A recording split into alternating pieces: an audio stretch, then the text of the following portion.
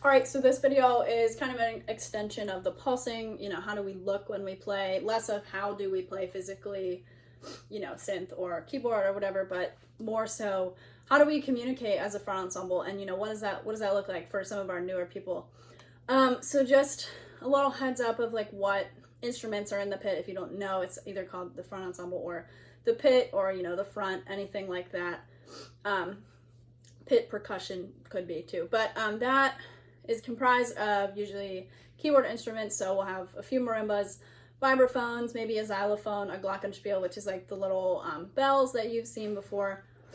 We usually have 3 to 4 synths, depending on what our show needs. And then we have a rack, which usually has all the accessory instruments, such as tambourine, triangles, bass drums, gongs, anything that you can think of, toms, anything that you've seen in the band room and you're like, what's that? It's probably going to be in there. And usually if you haven't seen it or you're not super familiar, we're in the very front of the football field or the practice field, wherever we're at. The drum major is like in the very front, and then we are pretty much right up against the drum major podium. And we don't necessarily always use the drum major to reference time, just because it's a big debate, but there's like usually a delay from the drum major's hands because they are paying attention to the drummers that are in the very back of the field usually. So we have to find our own way to communicate as a front ensemble and communicate with the people behind us and in front of us. So we kind of have a really tough job compared to everybody else, because we're kind of trapped in the middle. And so, like I said, pulsing is one way that we as a front can communicate time really well for each other and for the drum major, and maybe even the battery if they need to reference time for something. And another way that we can communicate is by prepping, and I'll just show you a little bit of what that looks like.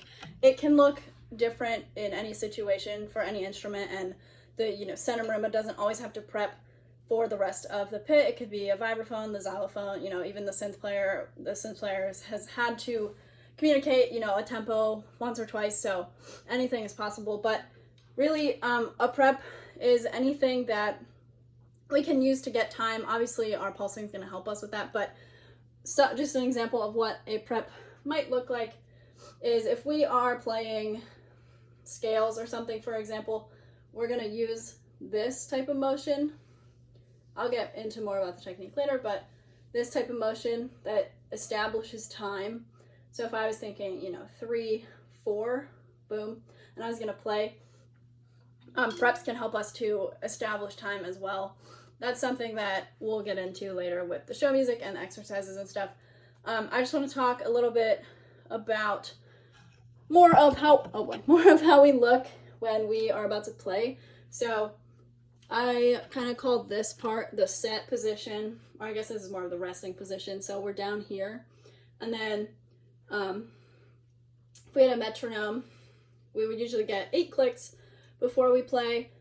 So if I was thinking 1, 2, 3, 4, 5, 6, 7, 8, and then we'd play. So just to reiterate that, the first 4 we're kind of just standing still and we're getting that tempo in our head. So we think 1, 2, 3, 4.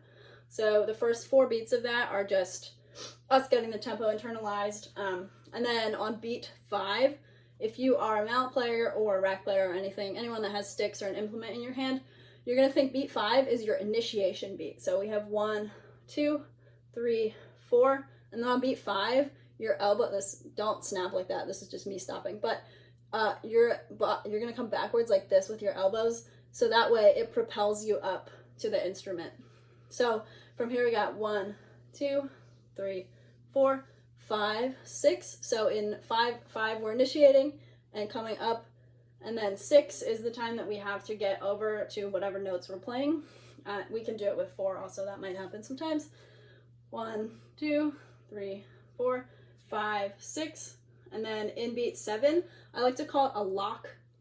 So if we're playing with all 4 mallets and we're just going to play a chord, beat 7 is going to be our lock, and it's not tense, but it's kind of just a stop right here. It's right, you're hovering over your notes you're about to play. That way you can get set and you know exactly what notes you're going to play, and you're not going to hit the wrong notes because if we don't get set and we just go to play and we're all over the place, we're not going to hit the right notes. So this is beat 7, and that's a 7, and then 8 is a float up. So let's try that again. 7 is our lock. On in between 7 and 8, we float up, and then by beat 8, which is the last beat before we play, we're going to be set and ready to play. And again, all of this should not feel tense. I'm just doing it in slow motion so you guys can see, but it should all be one really fluid motion. So here is that again. I'll play the first chord for you of vertical strokes. 1, 2, 3, 4, 5, 6, 7, 8. So if you notice on 7, I locked, and then immediately after that, I came up. And that's something that we will for sure talk about in the future, is heights and stuff. We hit on this a little bit in the first couple Zoom meetings that we have had, but we'll talk about this more later whenever we're actually in person playing together. Hopefully that happens. But yeah, we use this as our lock. That's not really the height we're going to play at, but say we're going to play at our 9 inches, our mezzo forte. When we come up to here, this is another way that we can communicate, is obviously by looking around and making sure that, you know, we're matching the people around us. So whenever we float up, we got to like have that height in our head. It's not necessarily audiation, because audiation really has to deal with like hearing notes and all that good stuff in your head, but it's kind of a visual audiation, if you will. So you have to know exactly where our mezzo forte is in relation to our keyboard. And then one other thing I'll just go over quickly.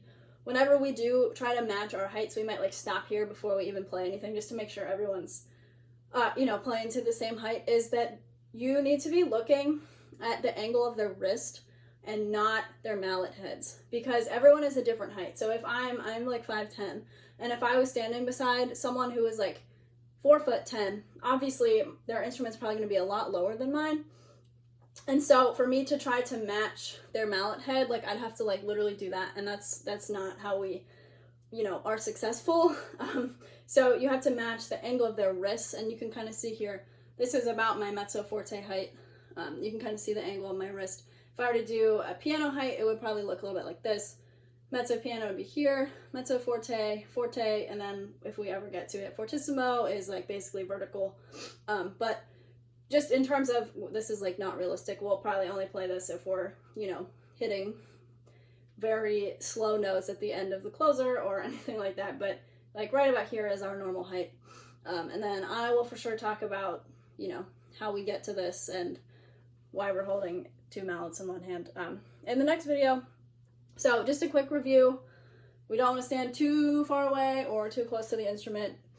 Make sure that whenever you are up here, your elbows are not behind your body, but they can be parallel or even a little bit in front. That way it gives you a little bit of extra room if we have to go to the accidentals. So here is our count off. 1, 2, 3, 4, 5, 6, 7, 8. Cool. And then, so obviously our goal, whenever we're playing with 2 or 4, or even if we're doing 1 mallet, we need to make sure that whatever we're playing, it's at the same height, unless it has been, we've told you to play like this, which we don't usually do, unless we're doing something crazy, which might happen.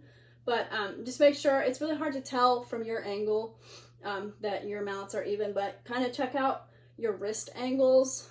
So if you set up your wrist for success down here, and then you just prep up from there using your wrist, you're probably going to be successful. You don't need to overthink that, but just make sure, especially when we do 4 mallets, you'll see a disparity this way, or one of those variations, and we'll obviously help you out through that process as we get better and gel more as an ensemble. The other thing going along with that is coming down. So we just learned how to come up with our prep, blah, blah, blah, blah, boom. How do we come down? So if I were playing the end of scales, maybe, cool. What we're gonna do is, usually whenever we do scales or any types of exercises that we can modulate into different keys, we're gonna do all of them in a row, or at least a few in a row until we get comfortable. And then we're gonna shift to the next key. So if I was playing the end of the scales, this is C major. And we put 4 beats in between. So that was beat 1 that I just ended on. 1, 2, 3, 4. And then we'd start our same process over again for scales or whatever we're playing. So just one more time. 1, 2, we're moving. 3, we're set again, or we're locking down here. And then on 4, we're coming back up to play our first note.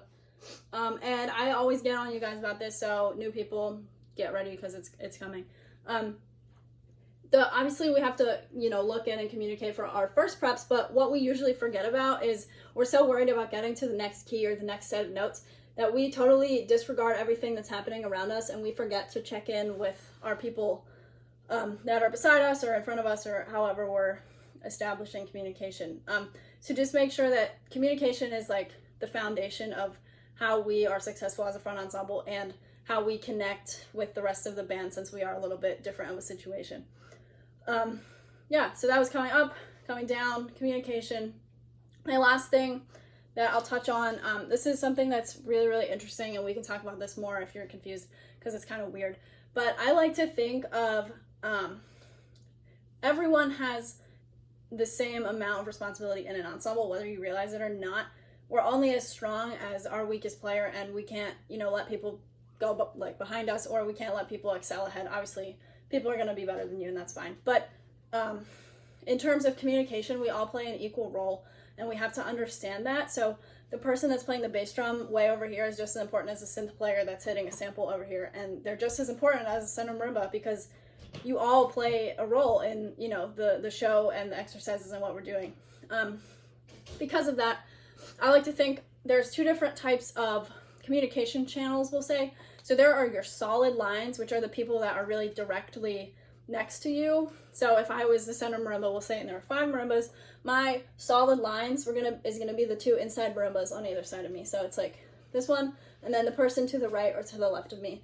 And if I was a synth player, my solid line is probably going to be the synth player, that's in front of me, and the synth player that's behind me, or the marimba that's to the right of me and the vibraphone that's to the left of me. So those are your like biggest communicators on every exercise basis, really. But we can't be afraid to go outside of that bubble of solid lines, and that's where our dotted lines come into play, which is the other type of communication channel.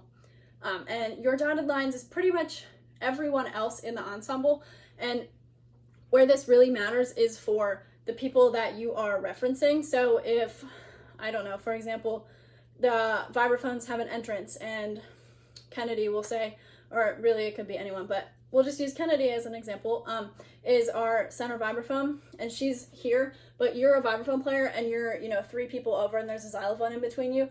Obviously, you're not a solid line, but you need to keep that dotted line communication in your mind and use that when you're coming in for entrances or, rolling a cymbal or whatever, because most likely the person that's beside you might not play exactly what you play. Like, you might be next to the rack, or you might be next to a synth, you obviously all have different parts to play, but your roles are still equally as important. So just remembering that not only do you need to communicate with people directly beside you and maybe in front of or behind you, but you need to know where your listening and reference points are. We'll talk about that a lot more for sure, especially for people that are in, leadership positions that need to listen to the battery and stuff, but that's for a later day.